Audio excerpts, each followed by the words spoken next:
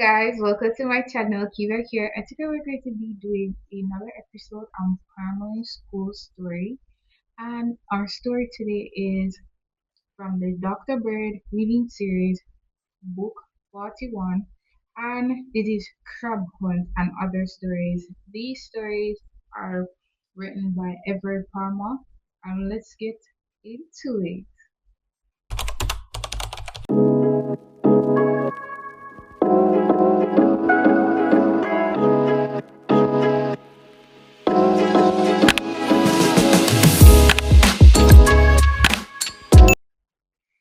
Crab Hunt. They were on their way, walking through the night on St. Thomas Road. George, the only adult in the party, was in the lead. Close behind him followed Edward and Altamont, both aged 13. Edward carried an empty crocus bag, folded small on his head. See Edward there with the crocus bag on him head? Ed- Edward carried an empty crocus bag folded small on his head. George and Altamont both had torches, but they had not lit them. Boy, the night is certainly dark, Eddie said, looking up at the sky. It is a good thing that we have torches, or else we wouldn't be able to see these crabs. People always go crab hunting with torches, George told them, whether there's a moonlight or complete darkness. There was a silence for a while as they walked on. Then Altamont spoke. George, he asked, why are we going out when it's wet? Couldn't we go? Couldn't we have come on a dry night? Last night, for instance? No, George replied. Today's rain has made it an ideal for catching crab. When the rain falls, the crab holes fill up with water, and the creatures have to leave them and get onto the dry land. On a night like this, the crabs are homeless, and when they make a grab at them, they can't rush into the hole and escape from us. We shall catch them easily and fill up our bags. Do you really think we shall fill it? Eddie inquired, taking the purpose bag from off his head and shaking it to see how big it was. We can do it in less than an hour if you boys do your part. What are we to do? Eddie asked. You will hold the bag open while Alti and I fill.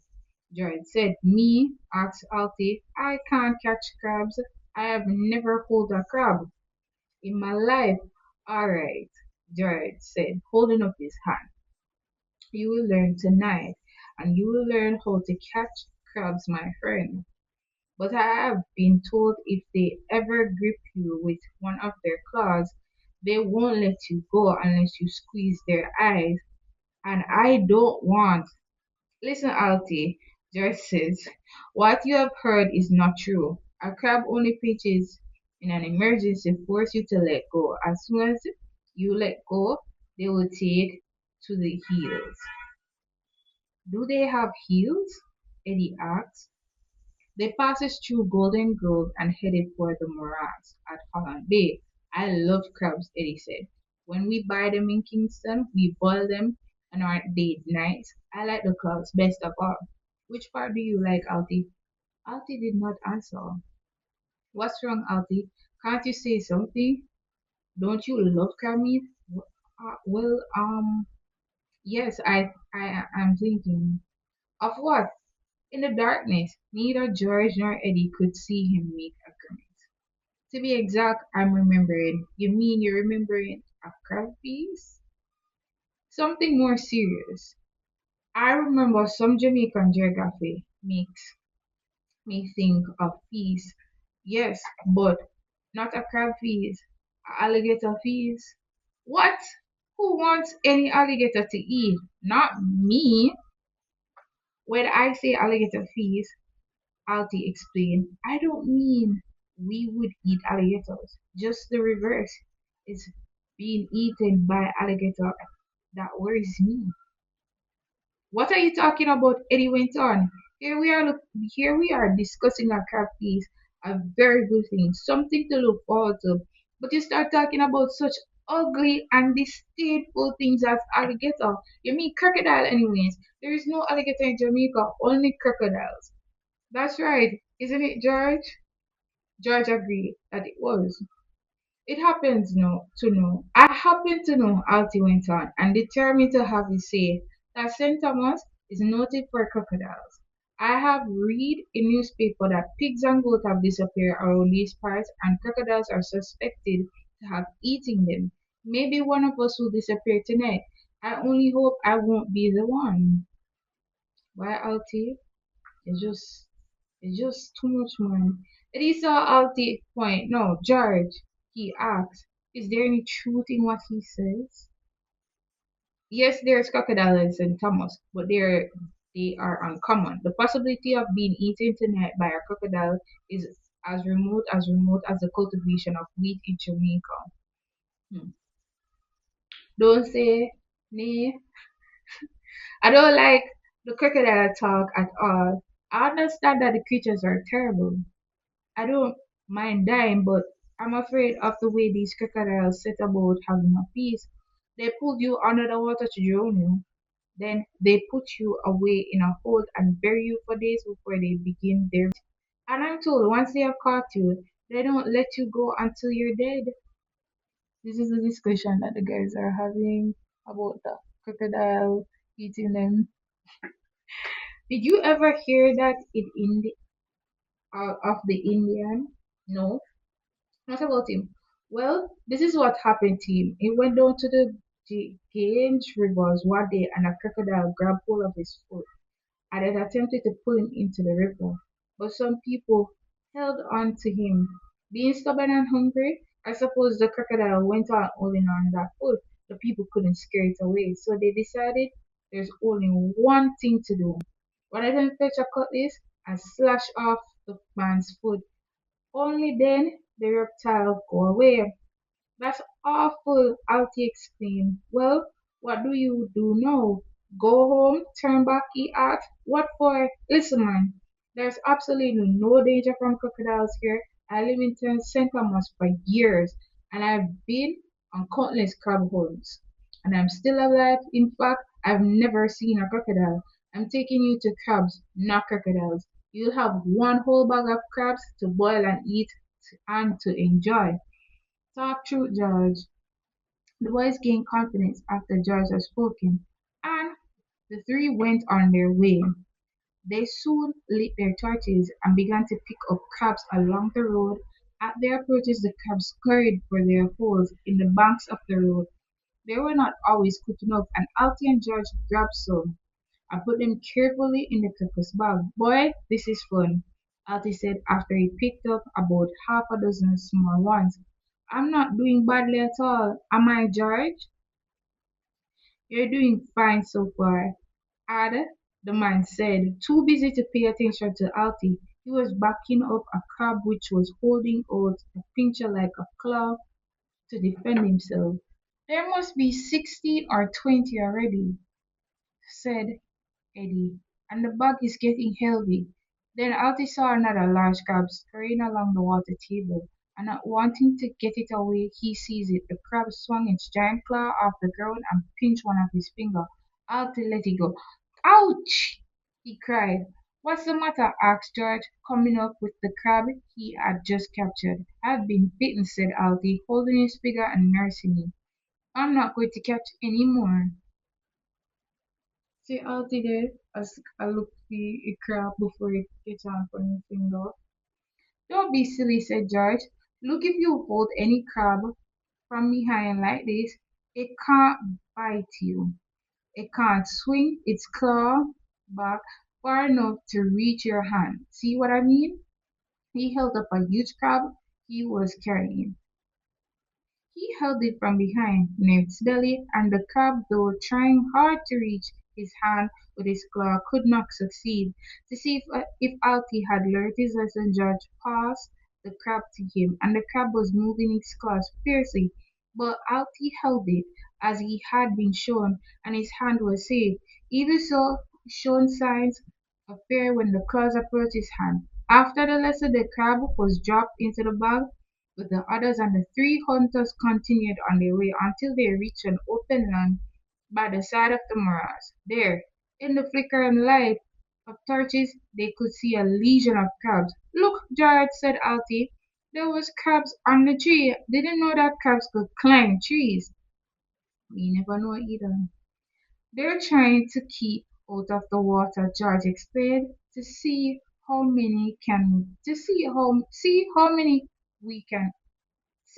how many you can catch. I want to catch some too, Eddie complained. Just carrying a bag around isn't much fun. May I catch some too? All right. George said, give me the bag. Catch your crabs, but be careful. You saw the lesson I gave Altie, didn't you?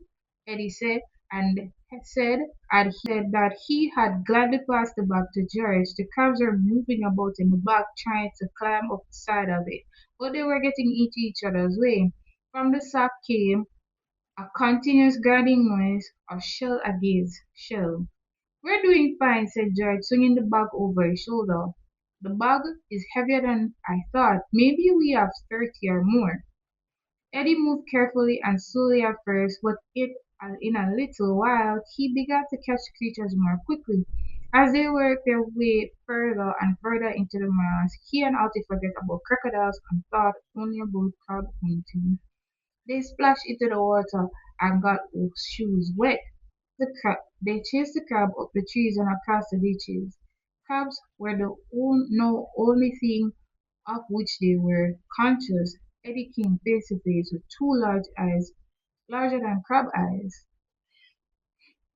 Eddie halted, his body tense. He looked at the eyes, and the eyes looked back at him. With the light of the torches shining on them, they were red. They seemed to be set in a flat pointed piece of log. Eddie could see a crack in it, just as there would be any old piece of wood. Then the log with the eyes on it moved. Suddenly Eddie knew what this thing was. He shrieked and jumped out of the water. What is it? Jack said in a strange voice. He was with Altie about half a chain away. A crocodile! Eddie shouted. What? A crocodile! Repeated Eddie. Look out! Then George and Altie heard it coming. The crocodile there, and buck up one. The board with the eyes. Ah, then George and Altie heard it coming. It was coming towards them, splashing in the water and slipping across the mud. Altie remembered his own warning about crocodiles in St. Thomas. He let go of the crab he had been caught and ran full speed for the road. Altie no matter when did combo. George have dashed for the road too, but he wanted to make certain Eddie was safe, which was the right thing George was doing here. He could not leave him behind. He dropped the bag of crab and slid behind a small tree. George was doing the right thing here. You know, he's being an adult. The crocodile stopped for a moment, then it came at him. George could see clearly, for now by the moon had risen. The long and somewhat clumsy reptile could not catch him. Each time it charged, George dodged around a tree and escaped. On one occasion, the crocodile came straight for him and butted the tree in a head-on collision. They made it even more angry. And George knew it was time for he to move away from the spot. He came to a large tree and clambered into it, hoping it would bear all its weight. Looking down, he saw the reptile had followed him and waiting underneath. Eddie, George called. Where are you, Eddie? Here, Eddie said in a whisper. George, looking in the direction for which he whispered, he came. Eddie was on the tree next to his, holding on tight. His body was shaking like jelly. Climb down, Eddie, George commanded. Do it slowly and quietly. Watch the crocodile. It's not looking at you, Eddie, but at me. So it won't come after you. The road is that way, he pointed behind him. So you can do it, boy. Altia's already gone. I'll soon follow. George had spoken so earnestly that Eddie dared not disobey. Slowly, carefully, as quietly as he could, he began to descend. He never took his eyes from the crocodile waiting under the tree. Eddie reached the swampy ground, and for the first time he realized it was too wet and sticky to run. With a fleeting moment, he thought of his home and his mother. Perhaps she would never see him again. Poor Eddie.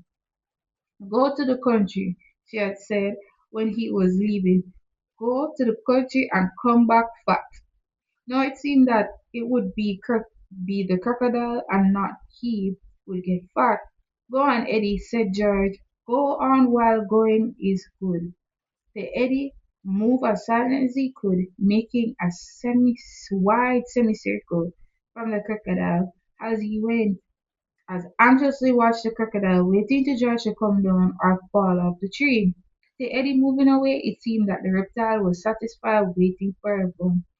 Soon, Eddie disappeared behind a clump of mangrove. George hoped that the crocodile did not have a meet anywhere nearby. For crocodiles sometimes travel around in pairs. If there was a second one, it might attack Eddie. George counted slowly to 100. Then, because he felt that the boy might still be on his way to the road, he counted another 100 for safety. He began to climb down. As soon as he moved, he saw the crocodile was still on alert.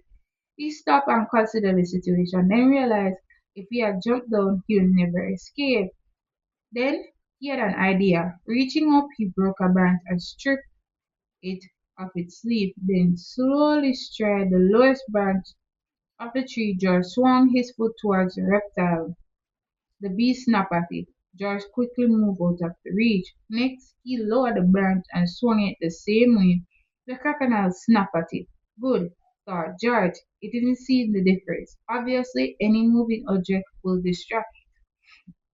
With a heave, George flung the branch as far as he could, and at the same time he jumped in the opposite direction. The crocodile was deceived. It rushed after the branch. By the time it realized its mistake, George had made good his escape. George did not look back. He splashed through the murals as fast as he could, reaching the road in less than a minute. When he arrived, he found Altie and Eddie balancing on the rails of the bridge. Then he came.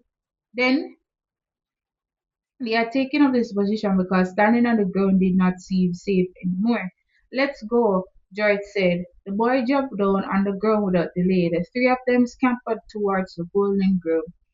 How about the crabs? Eddie asked when they reached the square of the golden grove. Crabs? George asked breathlessly. Man, I dropped the bag, and I suppose all they crawled out to freedom. Who wants crab anyways? Who really want crab after nearly dead? I don't, Altie said, still trembling and looking back along the road. All I want to do is go home. And all that and that's all I want to, said Eddie. But Eddie enough to eat. After you see you get near life encounter, death encounter, near life ending encounter. I hear you ask about crab. Crab, my friend. Crab, come. Come on. Eddie, your belly mislead you at this point in time. What you mean by, just go on home. There's a couple of things you learn here. You learn to hold a crab from behind. And you learn that crocodile comes in pairs. So be wary when you're out doing crab hunting. So guys, until next time, bye bye. And don't be like Eddie or ask stupid questions.